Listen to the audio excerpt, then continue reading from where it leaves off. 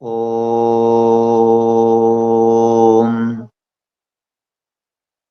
सहनाववतु सहनौ भुनक्तु सह वीर्यं करवावहै तेजस्विनावधीतमस्तु मा विद्विषावहै।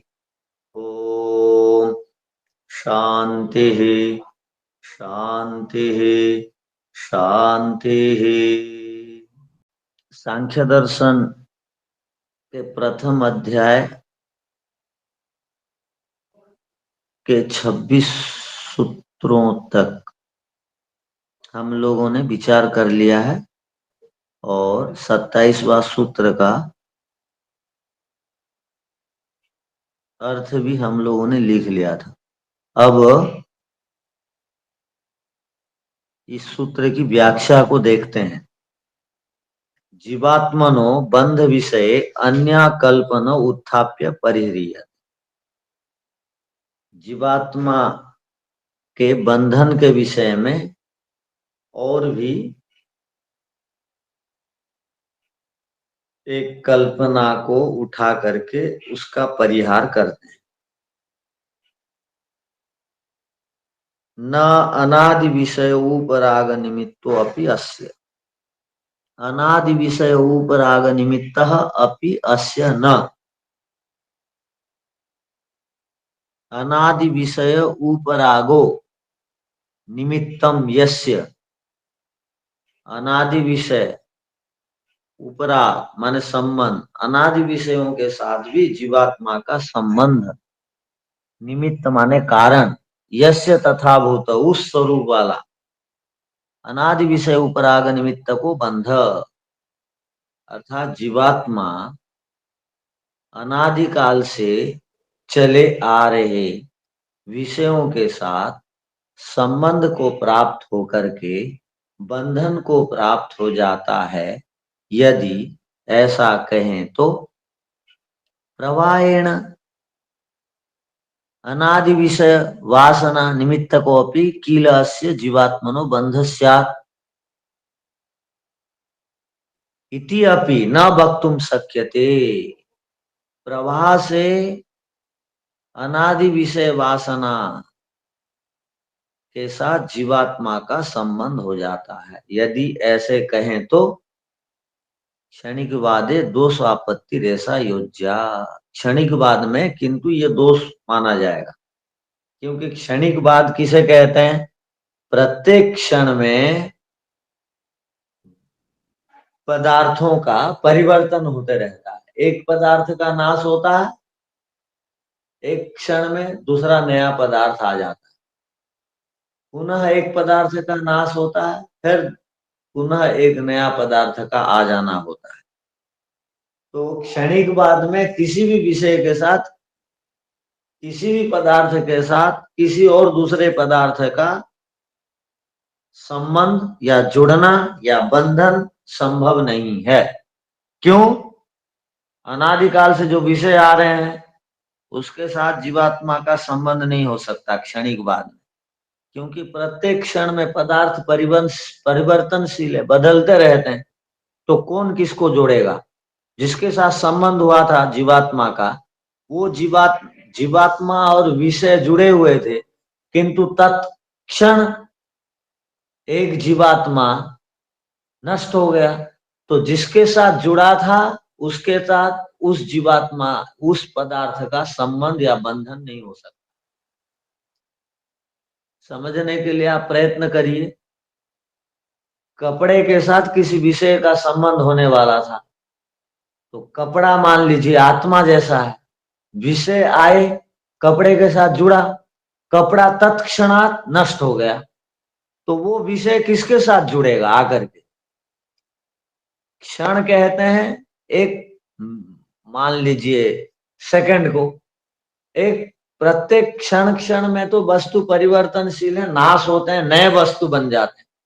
क्षणिकवादियों के मत में हम चतुर्त्रिंश सूत्र का अर्थ हो गया 34वें सूत्र में पढ़ेंगे क्षणिकवादियों का क्या विचार है, सिद्धांत है। तत्प्रत्यक्षत्वात् वहां पर हम इसको प्रत्यक्ष रूप में पढ़ेंगे। तत्र क्षणिकवाद खलु आत्मनो अस्थिरत्वात्, क्षणिकवाद में आत्मा अस्थिर है। अनाधारत्वाच्च बंधन अनुपपत्ति, बंधन संभव नहीं है क्योंकि कोई बेस नहीं है आत्मा का, कोई आधार नहीं, स्थिरता नहीं। क्षण क्षण में आत्मा परिवर्तनशील है।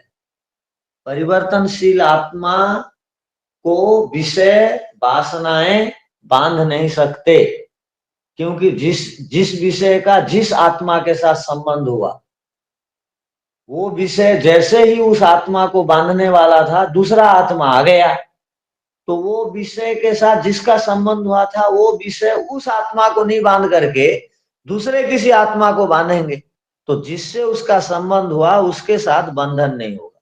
तो ये एक बड़ी आपत्ति आ जाएगी, अनुपपत्ति माने समस्या आ खड़ी होगी।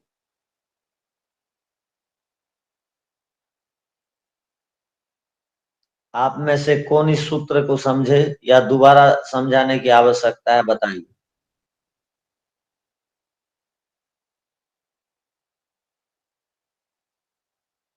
गुरुजी दोबारा समझाइए।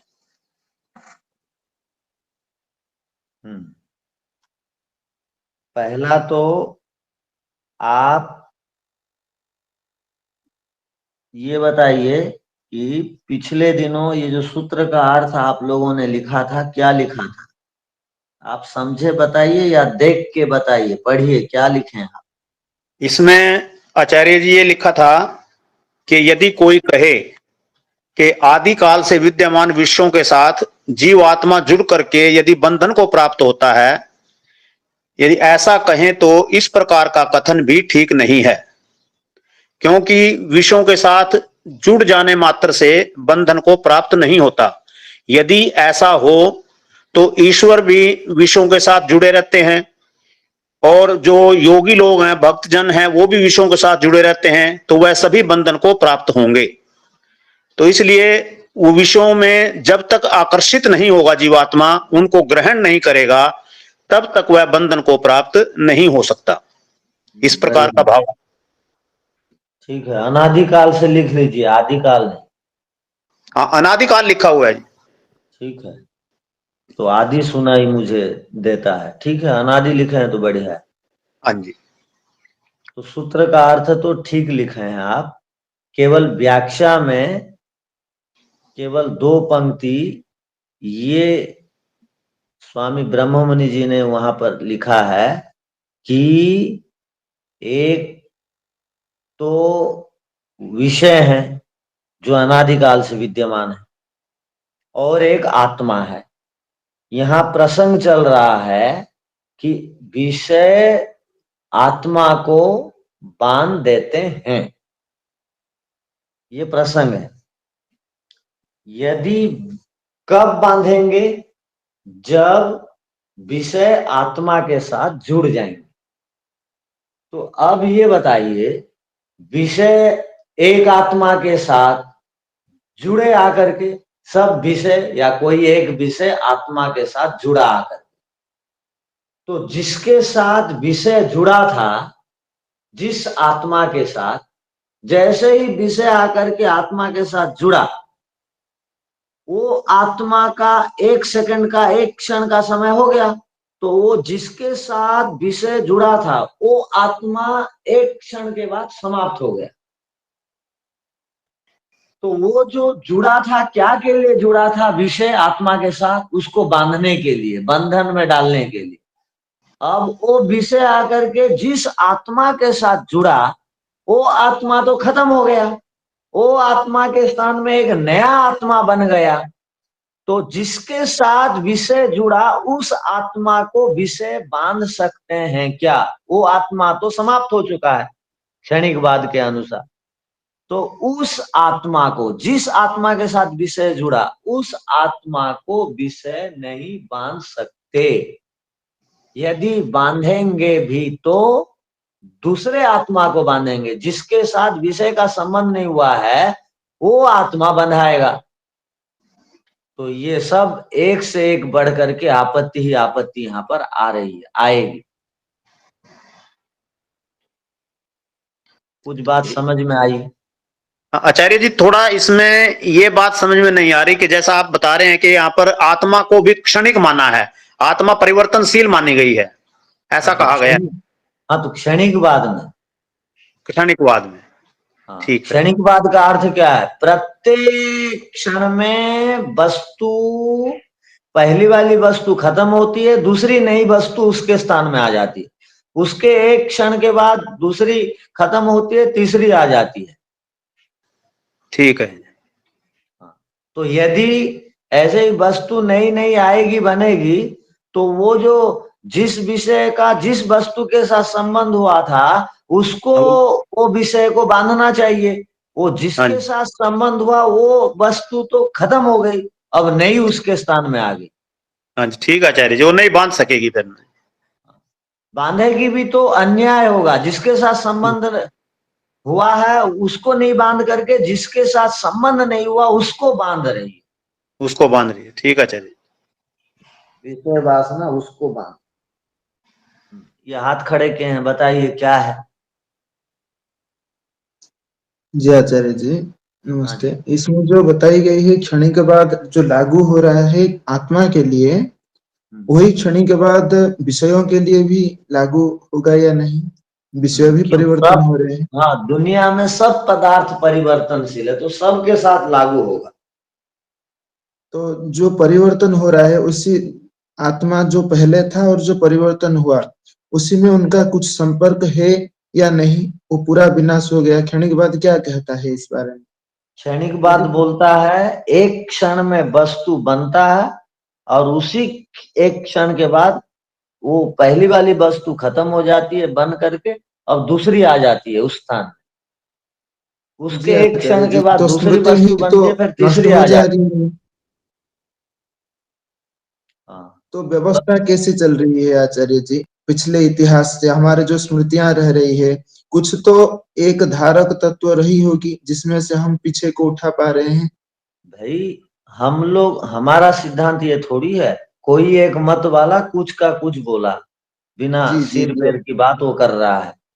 जी तो जी जी बिना सिर आचार्य पैर की बात भी लोग करने वाले हैं बोल करके तो दर्शनकार कह रहे हैं। ऐसे भी एक बात है जो प्रत्येक क्षण बदलती है वस्तु कहता है, किंतु उसमें कुछ वास्तविकता नहीं है, कोई आधार जी नहीं है इस बात। जी आचार्य ये जी कहना चाह आचार्य। रहे हैं। किंतु हम धन्यवाद। लोगों ने जो सूत्र का अर्थ लिखा है ठीक है, ये जो इस व्याख्या में जो पंक्तियां थी उनको हम लोग देख रहे थे।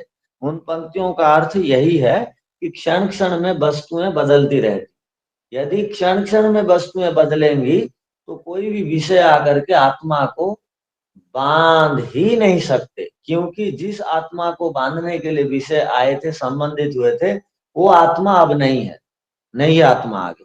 और वो विषय भी जो बांधने के लिए आए थे वो भी समाप्त हो गए, नहीं है, नए आ गए। तो कौन किसको बांधेगा, ये समस्या है, ये आपत्ति खड़ी हो जाए क्षणिकवाद को मानेंगे तो। ठीक है। जी आचार्य। आप हाँ ना नहीं बोल रहे हैं, दूसरे कोई, वो जागृति बहन आज नहीं समझ रही क्या? हाँ जी, ठीक है आचार्य जी। जी आचार्य जी आचार्य। समझ में आ रहा है थोड़ा थोड़ा, लेकिन मेरी पिछली दो एक कक्षाएं छूट गई ना, तो मैंने वो सुन नहीं पाई हूँ, तो मैं आज शाम को सुनूंगी, तो उसके पश्चात में प्रश्न रखूंगी अगर नहीं समझ में आया तो। हाँ, तो उस दिन का विषय यही था कि विषय रूप रस शब्द स्पर्श गंध है और जी अनादिकाल से ये विषय चले आ रहे हैं।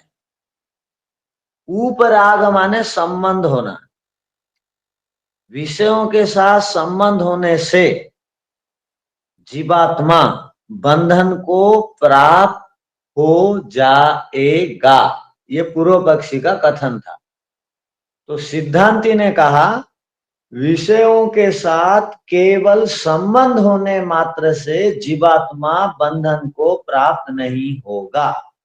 यदि विषयों के साथ जीवात्मा का संबंध होने मात्र से हम बंधन कहें तो कभी भी, ध्यान रखिए, कभी भी जीवन मुक्त को ईश्वर साक्षात्कार नहीं होगा, क्योंकि जीवन मुक्त भी विषयों के साथ जुड़ता है, जुड़ने मात्र से ईश्वर भी विषयों के साथ जुड़ा हुआ है।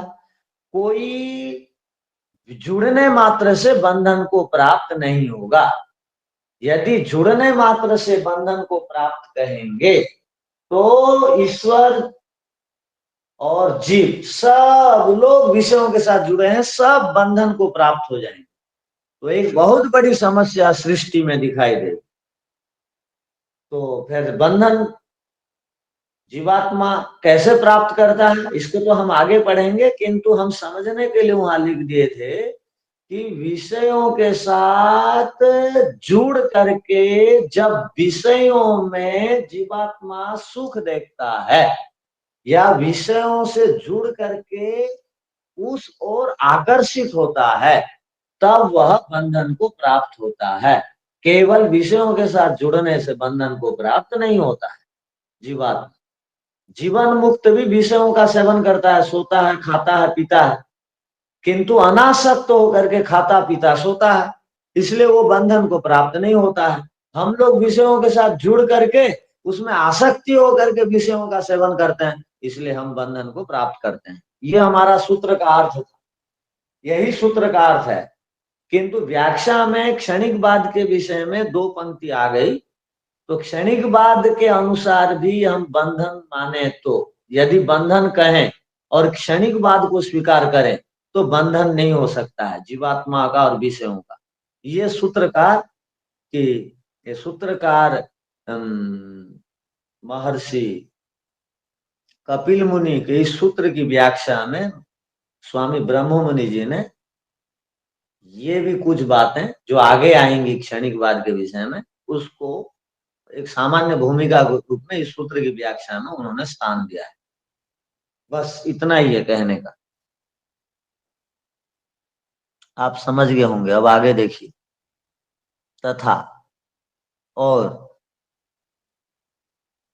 न बाह्य आभ्यंतरयोर उपरंज्य उपरंजक भावो अपि देश व्यवधाना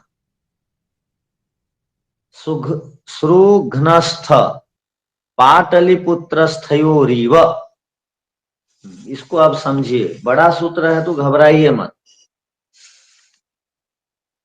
28वां सूत्र देखिए, तो यहां पर क्या कहा गया, न माने नहीं, बाह्य माने बाहर, आभ्यंतर माने अंदर, और स्पष्ट इस सिद्धांत को कर रहे हैं सूत्रकार, विषय बाहर रहते हैं और आभ्यंतर माने आत्मा अंदर रहती है।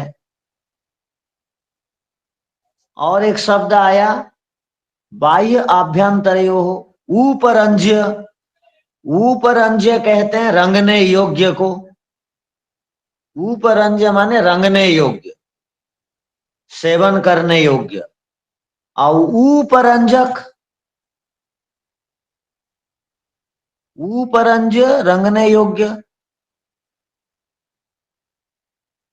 और उपरंजक रंगने वाला। उपरंजक माने रंगने वाला, उपरंज्य और उपरंजक, रंगने योग्य और रंगने वाला।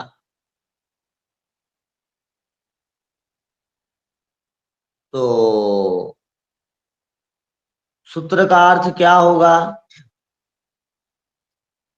कि एक है रंगने योग्य दीवार, एक रंगने वाला है रंग। रंगने योग्य दीवार है, रंगने वाला रंग है, पेंट है। और रंगने योग्य दीवार जो है कहाँ है, सुघ्न कहते हैं आगरा को, दीवार है आगरा में। अब पाटलिपुत्र कहते हैं पटना को, रंग है पटना में। तो देश व्यवधाना, देश की दूरी हो गई दोनों में। दीवार है कहां पर? आगरा में। और पेंट है कहां पर? पटना में।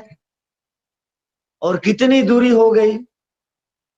और इतनी दूरी में दीवार और रंग रहते हुए एक दूसरे को रंग सकते हैं क्या? दीवार में आकर के रंग अपने आप जुड़ सकता है क्या? नहीं जुड़ सकता है। क्यों? देश का व्यवधान है, देश की दूरी है। वैसे ही आत्मा है अंदर। आत्मा कहाँ है? पाटलिपुत्र में। और विषय है आगरा में। तो आगरा में स्थित विषय आकर के पाटलिपुत्र में स्थित आत्मा को कैसे बांध सकते हैं? देश के व्यवधान होने से नहीं बांध सकते हैं, ये कहना चाह रहे हैं। सूत्र का अर्थ समझ में आया या नहीं? आया आचार्य जी। पूर्व पक्ष की ओर से प्रश्न है। नहीं, पूर्व पक्ष की ओर से नहीं। पूर्व पक्षी ने कहा विषय बांध देंगे आत्मा को। तो सिद्धांती कह रहा है आप ये बताइए, विषय बाहर रहते हैं, जीवात्मा अंदर रहता है, तो वो बाहर में स्थित विषय अंदर में स्थित जीवात्मा को कैसे बांधेंगे? आगरा में स्थित विषय पाटलिपुत्र में स्थित आत्मा को कैसे बांधेंगे?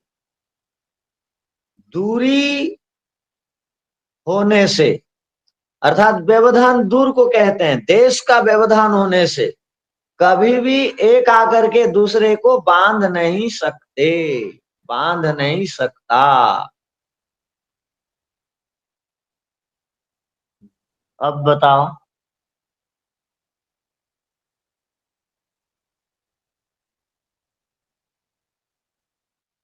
अरे जी, इधर ऐसा बोलता है सिद्धांती कि आत्मा के अंदर, आत्मा अंदर है, विषय बाहर है। तो ठीक है। इसलिए विषय बाहर जो विषय है वो आत्मा को नहीं बांध सकती। इसके समझाने के लिए ये उदाहरण दिया गया पंजाब और पाटलिपुत्र, या आगरा या पाटलिपुत्र। आगरा में विषय है, पाटलिपुत्र में आत्मा है। तो ये आत्मा को कैसे ये विषय बांध सकेगा, उसको समझाने के लिए ये उदाहरण दिया। जी जी ठीक है, आप समझ गए मतलब। जी जी जी। और किसी को समस्या है? नहीं। तो विषय को ऐसे बाहर तो विषय तो हर जगह रहते हैं ना आचार्य जी। बाहर ही तो है विषय। यहाँ पे जो उदाहरण दिया है कि हाँ। आत्मा अंदर रहती है, विषय बाहर रहते हैं, तो यहाँ पे आपने ऐसे कहा ना। अच्छा जी, ठीक है, समझ गए आचार्य जी, धन्यवाद। ठीक है। मुझे नहीं समझ में आया आचार्य जी, विषय तो हमेशा दूर है ना विषय, तभी है ना नहीं ग्रहण कर पाएगा। विषय बाहर है या अंदर है? आपकी कहाँ मानते हैं विषय को? बाहर है गुरुजी। बाहर। ठीक है। विषय का मतलब जो दृश्य पदार्थ हैं ये बाहर हैं, और आत्मा दृश्य पदार्थ नहीं है, बाहर ऐसे भटकता भी नहीं है।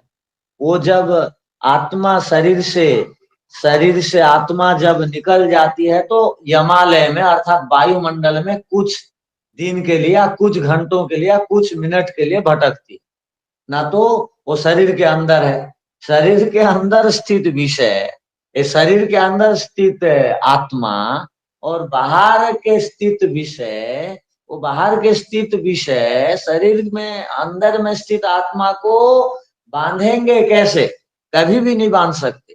वो बोल रहे हैं जिस प्रकार पाटलिपुत्र में स्थित दीवार को आगरा में स्थित रंग आकर के रंग नहीं सकते, पेंट रंग नहीं कर सकता, अर्थात आकर के लग नहीं सकता है, वैसे ही इतनी दूरी है दोनों की। वो दूरी वाले पदार्थ कैसे मिल लेंगे और कैसे आकर के बांध लेंगे? कभी नहीं बांध सकते। देश के व्यवधान होने से एक पदार्थ आके दूसरे पदार्थ को नहीं बांध सकता। अब वो सुजाता माता जी समझ गई या नहीं? ओम आचार्य जी, एग्जाम्पल तो समझ में आ रहा है, लेकिन आत्मा तो हमेशा अंदर रहती है, विषय तो पूरे बाहर ही रहते हैं, तो हम हमेशा तो विषय से ही तो बनते हैं ना, रूप रस गंध स्पर्श शब्द से, जो बाहर रहते हैं। ठीक है, विषय से बनते हैं। कब बनते हैं? अगर हम आकर्षित हुए या सुख लेने की भावना से, बस तब बनते हैं। अब बात चल रही है, रंग रखा हुआ है कहाँ पर? आगरा में। हाँ, दूसरे देश में रखा हुआ है, और और एक देश दीवार का दीवार रखी हुई है पाटलिपुत्र में, आपस में आके वो बंधेंगे कैसे? हाँ, उदाहरण समझ में आ रहा था, लेकिन मेन जो तो सिद्धांत मेन समझना यही था है, वो नहीं। पिछले सूत्र में तो मेन बात बता दी गई कि कभी भी केवल जुड़ने मात्र से किसी का किसी से संबंध नहीं हो सकता, बोल देने मात्र से नहीं हो सकता, जब तक आत्मा स्वयं इच्छा करके उसको पाए ना, सेवन ना कर दे। ये वो प्रसंग है, वो हमारा सिद्धांत का प्रसंग यह है। किंतु अभी तर्क वितर्क चल रहा है, तो तर्क वितर्क जब पूर्व पक्षी बोलता है विषय के साथ संबंध हो जाएगा, तो सिद्धांति बोला नहीं हो सकता है, क्योंकि एक अंदर एक बाहर, कभी एक दूसरे संबंधित नहीं हो सकता। आचार्य जी, सिद्धांत अभी समझ में आया। ठीक है, निरंजन जी क्या बोल रहे हैं, बोलिए।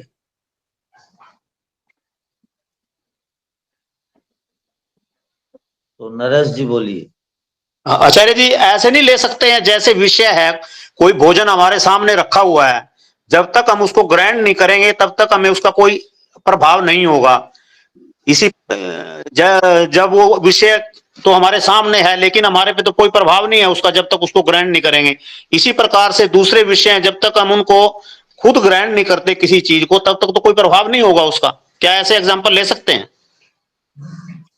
उसका कहा खंडन किए, पिछले ही सूत्र में तो वो बात आ गई।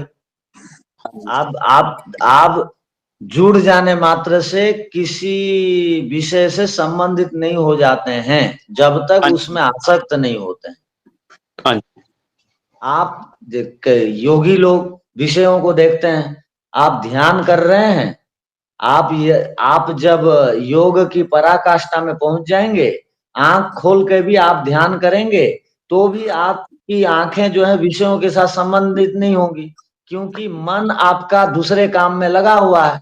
तो आंख खुली रहते हुए भी मन जब तक आंख के साथ विषय के साथ नहीं जुड़ जाता, तब तक आप विषयों को सेवन नहीं करते हैं। योगी लोगों की ऐसी आदत हो जाती है, वो आंख खोल के भी ध्यान करते हैं। हम लोगों की समस्या है बोल के हमको कहा जाता है आंख बंद करके ध्यान करो, क्योंकि हम मन को रोकना नहीं जानते। ठीक है। तो दूसरे तो मन से ही सब कुछ कर लेते हैं, आंख खुली रहती है तो भी उनका ध्यान चलते रहता है, तो वो बहुत बड़ी स्थिति है। तो जीवन मुक्त सब कुछ करते हुए भी, जीवन मुक्त आदमी वो खाते पीते सोते विषयों का सेवन करते हुए भी उनमें आसक्त नहीं होता है बोल करके वो बंधता नहीं है। और हम लोगों को साधारण आदमी ये समस्या उनके पास आती रहती है और वो इससे ऊपर नहीं उठ पाते हैं, या मन को वो अपने अधीन नहीं रखते हैं, तो उनके लिए ये सब बात समस्या है। अब निरंजन जी क्या बोल रहे हैं? क्या हाथ खड़ा? हाँ आचार्य जी, हमारा माइक बंद था। आचार्य जी, वो आगरा का नाम सूत्र में कहाँ लिखा है? वो जो पाटलिपुत्र से पहले। हाँ, सुरुघ्न का मतलब है आगरा। संस्कृत अच्छा में अच्छा पहले आगरा को सुरुघ्न कहा जाता था। अच्छा अच्छा अच्छा। और ठीक। कुछ लोग, हाँ। कुछ विद्वान सुरुघ्न का अर्थ कुरुक्षेत्र लिखते हैं। अच्छा कुरुक्षेत्र से 50 किलोमीटर दूर एक सुग नामक स्थान है। हरियाणा के कोई अच्छा। है क्या आप में से? हाँ जी आचार्य जी, मैं हूँ हाँ जी। जी गुरु जी। हाँ, तो है तो आप कुरुक्षेत्र से 50-60 किलोमीटर की दूरी पे कोई शहर है क्या, सुग? सुना तो तो नहीं है नहीं। गुरु जी, होगा, जरूर होगा, तो वो, सुना नहीं है। हाँ, उसको बोलते थे पहले सुरुघ्न। और कुछ लोग सुरुघ्न को, हरिद्वार को भी सुरुघ्न बोलते हैं। तो किंतु प्रसिद्ध ठीक है है। आगरा। हाँ। ठीक है ठीक है जी। ठीक है। ठीक है। हाँ। जी, चलिए। ब्रह्ममुनि का किताब में लिखा है पंजाब में, ब्रह्मन जी के पंजाब लिखा है। पंजाब लिखा है। हाँ तो ठीक है, उदयवीर जी का लिखा है। हाँ उदयवीर जी का कुरुक्षेत्र आगे श्लोक और हरिद्वार को और कहीं है। चलो आप सूत्र का अर्थ लिख लीजिए।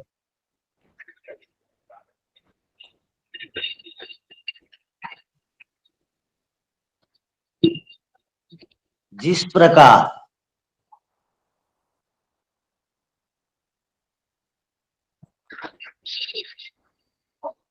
पटना में स्थित जिस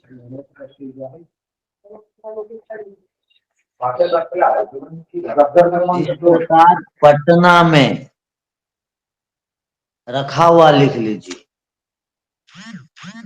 रंग, इस प्रकार पटना में स्थित रंग, जिस प्रकार पटना में रखा हुआ रंग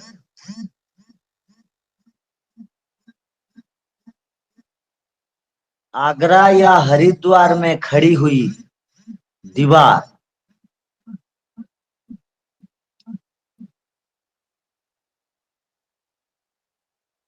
दीवार को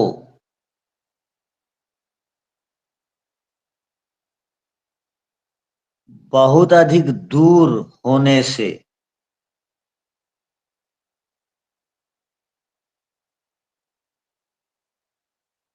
अर्थात देश का व्यवधान होने से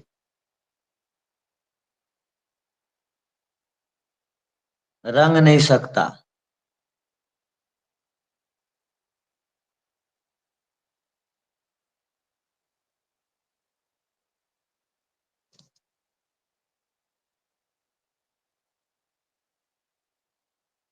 इसी प्रकार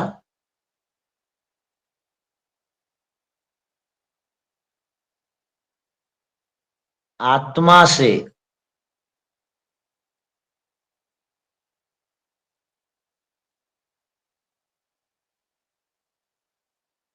दूर में स्थित विषय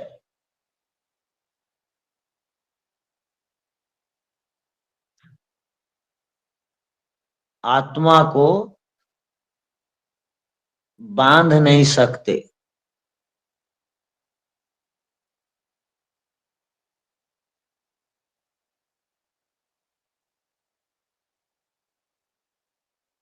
क्योंकि दोनों में स्थान की दूरी होने से।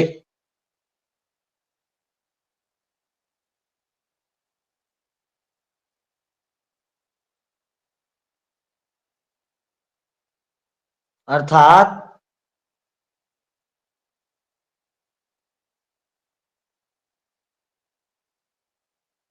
बाहर के विषय के साथ संबंध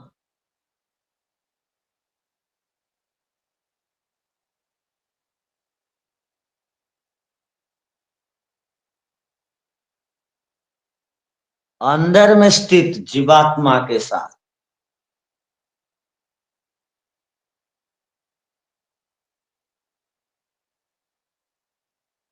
किसी भी निमित्त से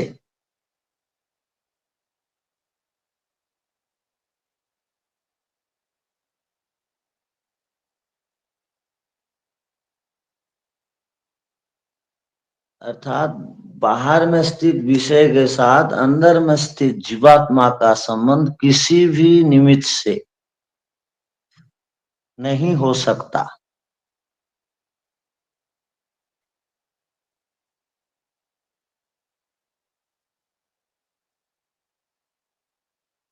अतः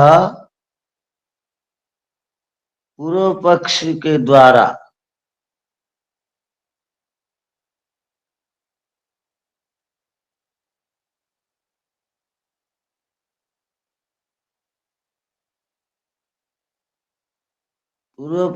के द्वारा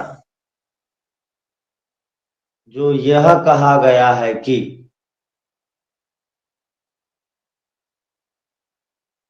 विषय आत्मा को बांधते हैं,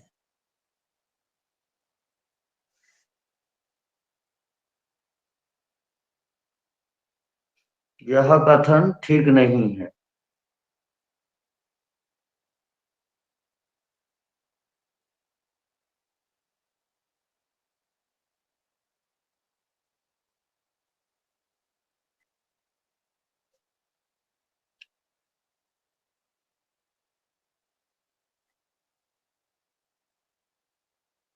तो ये सूत्र का क्या अर्थ हुआ? दूरी के कारण विषय आत्मा को बांध नहीं सकते।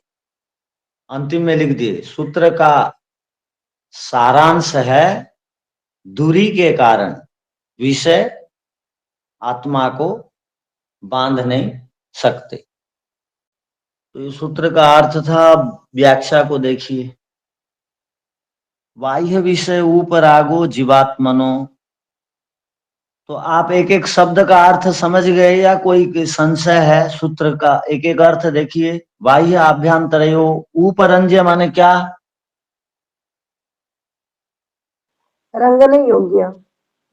और ऊपरंजक रंगने वाला। ठीक। अब देश व्यवधानात्, दूरी। दूरी, देश की दूरी। ठीक है। अश्रुघ्न, आगरा। नगर नगर पाटलिपुत्र, आगरा है। ठीक है। अब सूत्र का प्रत्येक शब्द आप समझ गए। चलो, अब आपको समस्या नहीं होगी। बाह्य आभ्यंतरयो हो, ऊपरंज्य ऊपरंजक भाव अपि न। बाह्य विषय उपरागो जीवात्मनो बंधस्य निमित्तम इति यदुक्तम कथमपि न युक्तम तत्। बाह्य विषय उपराग जीवात्मा का बंधन का निमित्त है, यदुक्तम जो कहा गया है, कथमपि न युक्तम तत्, किसी भी प्रकार से वो युक्ति युक्त नहीं, कथन ठीक नहीं है। यह तो क्यों? बाह्यस्य बाहर का, विषयस्य विषय का, ऊपरंजक भाव, ऊपरंजक भाव, ऊपरंजक भाव माने रंगने वाला जो उसका स्वभाव है। ठीक है। भाव आभ्यंतरस्य आत्मनः, वहां थोड़ा गलत छपा, प्रिंट में आत्मनः नहीं लिखा है, सुधार देंगे, मनः लिखा है। आत्मनः ऊपरंज्य भाव, रंगने योग्य का जो भाव अपि न संभवती, संभव नहीं है। जो गलत है उसको सुधार दिए ना, मन लिखा है, आत्मना होगा, स्यात्मना, वो आधा त म से पहले लिख देंगे। यतः, क्योंकि देश व्यवधाना विषया संति, विषय तो हैं शरीराद बहि, शरीर के बाहर विषय रहते हैं। आत्मा च शरीरस्य अंतरे, आत्मा शरीर के अंदर है। इति, ऐसे देश व्यवधान हेतु हो, देश व्यवधान के हेतु होने से अत्र दृष्टांत, ये दृष्टांत दिया गया। सुघ्नस्त पाटलिपुत्रस्थयो इव, इव माने समान, यथा एतयोः भिन्न भिन्न देशस्थयोः, भिन्न भिन्न देश में स्थित, ऊपरंज्य ऊपरंजक भाव न भवति, रंगने योग्य और रंगने वाला, ये दोनों भाव दूर दूर रहने से, रंग और दीवार, मिठाई और खाने वाला अलग अलग होने से खा नहीं सकता है, न भवति, नहीं, तद्वत वैसे ही अत्रापि, यहां भी समझ लेना चाहिए।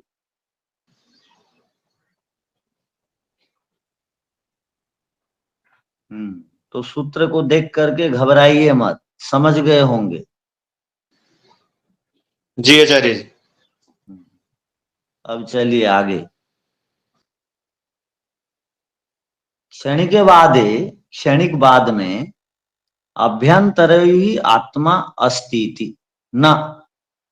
अब क्षणिकवादी या पूर्व पक्षी कह रहा है, पूर्व पक्षी क्या कह रहा है? देखिए, हम लोग क्षणिकवादी हैं, हम लोग केवल भीतर ही आत्मा को नहीं मानते हैं, केवल शरीर के अंदर आत्मा रहता है ये नहीं मानते ना, ऐसा नहीं मानते, किंतु उभयत्र, हम दोनों स्थानों में आत्मा को मानते हैं।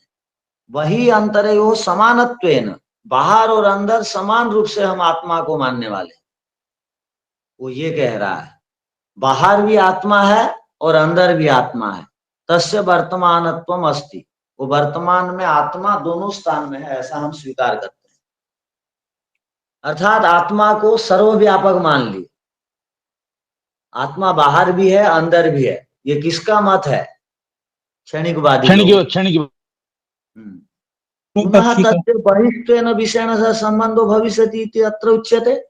बाहर में जो स्थित आत्मा है उसके साथ बाहर में स्थित विषय का संबंध हो जाता है और वो विषय जीवात्मा को बांध देता है। देखिए उन लोगों का तर्क। मान लोग जब सिद्धांत को नहीं जानते हैं तो कुछ भी मुंह में जो आया वो बोल देते हैं। वेद नहीं पढ़ने से कितनी हानि हो रही है देखिए लोगों की। अब पूरा आप संसार में जहां भी चलिए जाइए देखिए। अब मैं गुरुकुल से बाहर हूं, प्रचार क्षेत्र में हूं। कल एक 200 कुंडी यज्ञ था, उससे पहले एक 2 दिन का वेद कथा का कार्यक्रम था। तो वहां पर ये सारे प्रश्न आए थे ऐसा ही, कौन कहाँ ईश्वर को मानता है, कौन कहाँ आत्मा को मानता है। तो ये भी इसी प्रकार का मत है कि बाहर भी है और अंदर भी है आत्मा। तो सिद्धांती जो कहा था कि आत्मा अंदर रहता है और बाहर में स्थित पदार्थों के साथ उसका संबंध कैसे होगा, नहीं हो सकता, उदाहरण दे करके बोला। जब उसकी बात खंडन हो गई तो वो बोल रहा है देखो हम लोग आत्मा को केवल आप जैसे अंदर नहीं मानते हैं, हम लोग आत्मा को अंदर और बाहर दोनों स्थानों में मानते हैं। तो बाहर में जो स्थित आत्मा है वो विषय जब बाहर है ही तो उस आत्मा को बांध देता है, जिससे कि वो आत्मा बंधन को प्राप्त हो जाता है। सूत्र का अर्थ समझ गया? जी जी।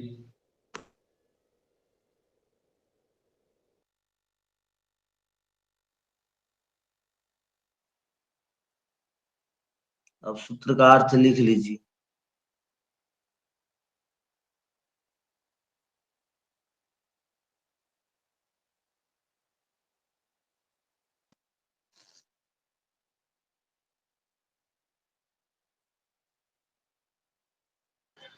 ये क्षणिकवादी 29वें सूत्र भूमिका, ये तो भूमिका थी ना, क्योंकि सूत्र तो नीचे लिखा हुआ है। हाँ जी, ये भूमिका थी। ये पूर्व पक्षी क्या है? 29वां सूत्र का अभी बोल रहे हैं। अब ओहो, चलो चलो, वो भूमिका है, वो केवल भूमिका, हाँ भूमिका है ये केवल। विषयेण सह संबंधो भविष्यति इति अत्र उच्यते। विषय के साथ उसका संबंध हो जाता है, ऐसा कथन है। ये क्षणिकवादी की केवल भूमिका थी, अर्थात पूर्व पक्ष की ओर से ये कहा गया था। तो अच्छा, ये सूत्र भी थोड़ा सा महत्वपूर्ण है, इसको हम कल देख लेंगे। आज का समय समाप्त हो रहा है। तो आपको इसी से संबंधित कुछ पूछना है और?